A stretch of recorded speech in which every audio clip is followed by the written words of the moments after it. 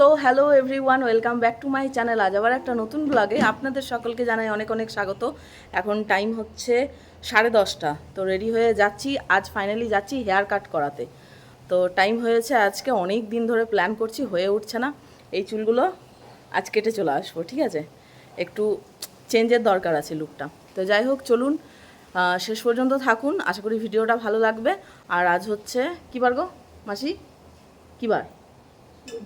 আজকে বুধবার। আমি ভুলে যাই কিন্তু মাসি মনে রাখে। তো আজকে বুধবার, আমি আর চরণ বেরোচ্ছি। রঞ্জন স্কুল গেছে, সকালে মর্নিং স্কুল চলছে, তো ওখান থেকে আবার জয়েন করে নেবো, তিনজন একসাথে বেরোবো। তো চলো, এই চুল আজ চলে যাবে, ছোট হয়ে যাবে। মাসি ধুয়ে রেখেছো এটা? বাবা রে, তোলা যায় না রে। ধোয়া ধোয়া রয়েছে নাকি? দেখ, থলিতে ভর। আরে ভাই রে, ধোয়া আছে কি?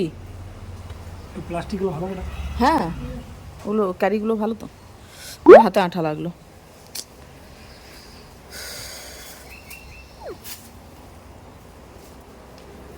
ভর ভর। হ্যাঁ, মুখটা তো বাঁধ। ঠিক ঠিক। আমার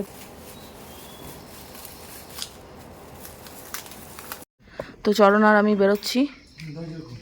দরজা খোল। আর মাসি দিদা রইলো, টাটা। আমি ফুল মাওবাদী লোকে, ঠিক আছে?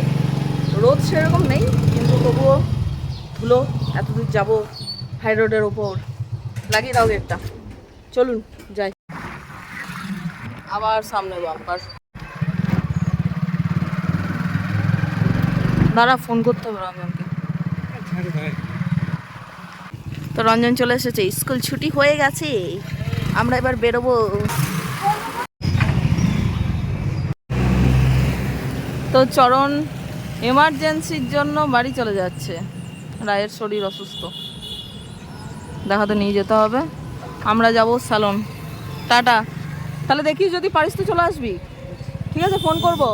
টাটা। আমরা যাব সামনের দিকে।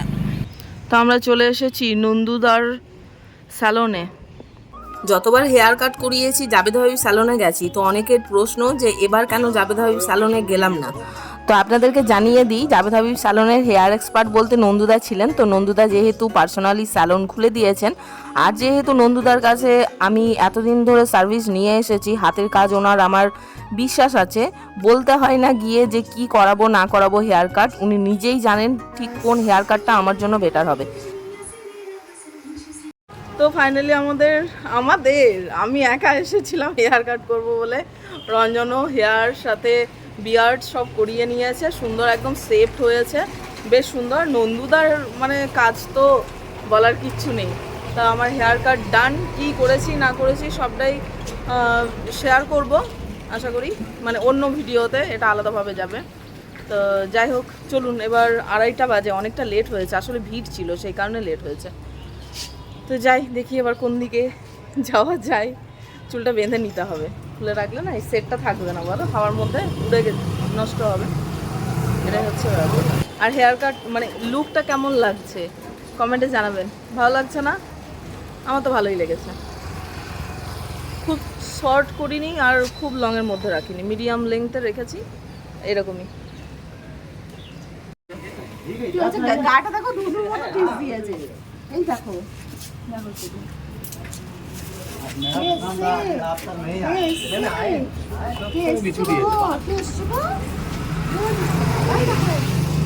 আমাদের বাড়িতে ঢুকে লাগে, ঠান্ডাতে ঢুকবে, গরম আর পাচ্ছে না। এই লোমগুলো ধুনুর মতো। কি উঠলো?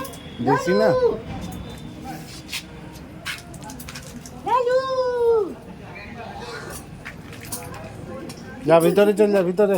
আসো, ভিতরে যাবা। যা ভিতরে চল। আরে ওইদিকে যা, ওই না, ঢুকে গেছে।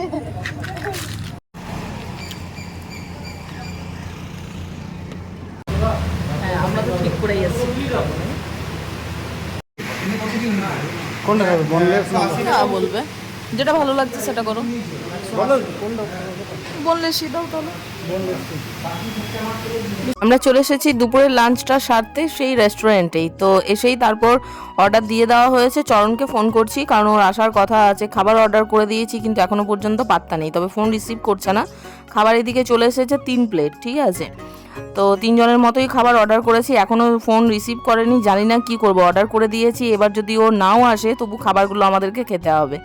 তো দেখা যাক, আর নেক্সট কোনো কিছু অর্ডার করব না। মানে ভেবেছিলাম লাচ্ছা পরোটা আরও 1 পিস করে হয়তো লাগবে, কিন্তু আর অর্ডার করব না, যেহেতু ও এলো না ওই জন্য প্লেট থেকে লাচ্ছা পরোটাটা নিয়ে নিলাম। ফোন রিসিভ করলো না মানে ওর আশা ভরসা কমই আছে। আর এখানে রেস্টুরেন্টে চিলি চিকেন তো মারাত্মক লেভেলের টেস্টি হয়, আমার তো হেভি লাগে। তবে আমার ইচ্ছে ছিল ফ্রাইড রাইস বা মিক্সড ফ্রাইড রাইসের মধ্যে কিছু ট্রাই করার, তবে ওটাতে টাইম লাগবে হতে, সেই কারণে আমি বললাম যে না, টাইম দিয়ে লাভ নেই, অনেকটা লেট হয়েছে। লাচ্ছা পরোটা আর রঞ্জনের যেহেতু ফেভারিট, ও রাইস জাতীয় কিছু খেতে চায় না। আর আমি এক্সট্রা নিয়ে নিয়েছি কাঁচা লঙ্কা, এটা তো আমার যেখানেই যাব ঝাল একটু লাগবেই। পেঁয়াজ সাথে কাঁচা লঙ্কা এটা এক্সট্রা নিয়েছি। আর চিলি চিকেনটা বেশ সুন্দর ছিল। আপনারা যদি এই এলাকার আশেপাশের হয়ে থাকেন অবশ্যই একবার ট্রাই করবেন, খুব ভালো বানাই। তো প্রত্যেকবারের মতো এবারও অনুভব রেস্টুরেন্ট খাওয়া দাওয়া হয়ে গেছে। আর 3:15 টাইম। মুখে মৌরি নিয়েছি, চিবাচ্ছি। আর আমরা যখন রেস্টুরেন্টে ঢুকলাম তখন ভেবেছিলাম যে চরণ হয়তো আসবে, ফোন করছিলাম ওই জন্য 3 প্লেট, মানে 3 জনের খাওয়ার মতো হিসেবে অর্ডার করেছিলাম। তারপর ফোনও তুললো না আর এলোও না, দুজনকেই খেতে হলো, কী বলবো। তো আমরা এখন চলে এসেছি গাছ দেখবো, গাছ বাড়ির জন্য। লিচু গাছ, কারি পাতা, সমস্ত কিছু রয়েছে, ফুলের গাছ রয়েছে।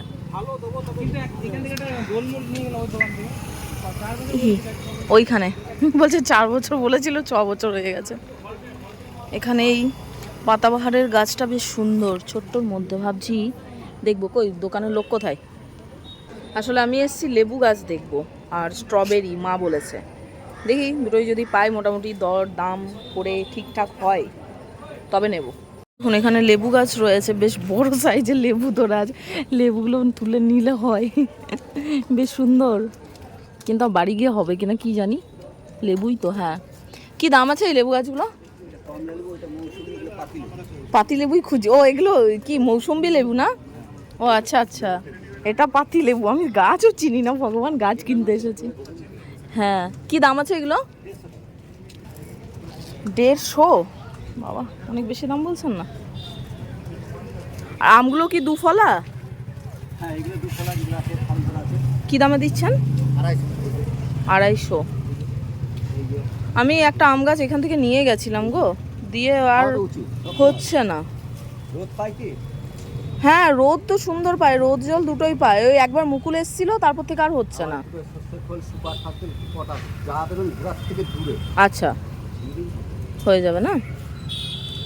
আর স্ট্রবেরি আছে? স্ট্রবেরি নেই।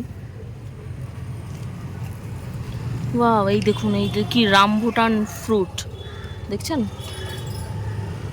এগুলো আমি ভিডিওতে দেখেছি, কোনোদিন ফলটা অ্যাকচুয়াল দেখিও নি, খাইও নি। স্ট্রবেরি নেই বলছেন তাহলে। আর এই পাতাবাহারটা, এটা 50। এটা নাক চাপা না এটা?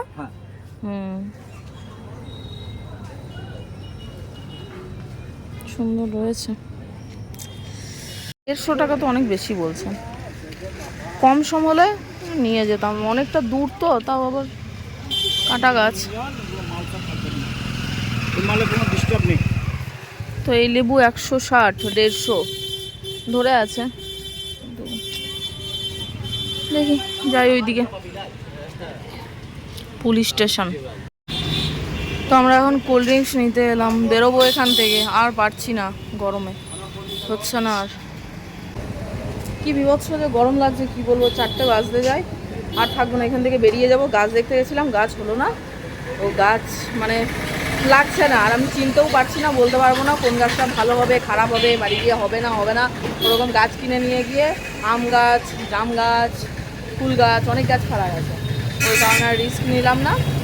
আর স্ট্রবেরি গাছের এখন সিজন নয়, তো এবার খুব চেষ্টা পেয়েছে কোল্ড ড্রিঙ্কস খাবো বা জল খাবো, খেয়ে তারপর বেরোবো এখান থেকে।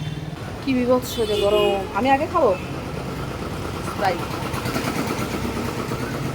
একটুও ঠান্ডা নেই, মানুষ ঠান্ডার জন্য খাবে, তো গ্রীষ্মকালের দিনে যদি ফ্রিজে ঠান্ডাই না থাকবে তাহলে আর ঠান্ডা কী খেলাম, গরমই খাচ্ছি স্প্রাইট।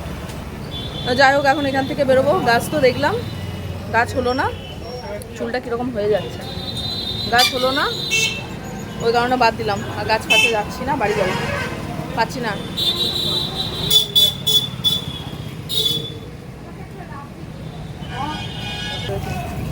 টাটা।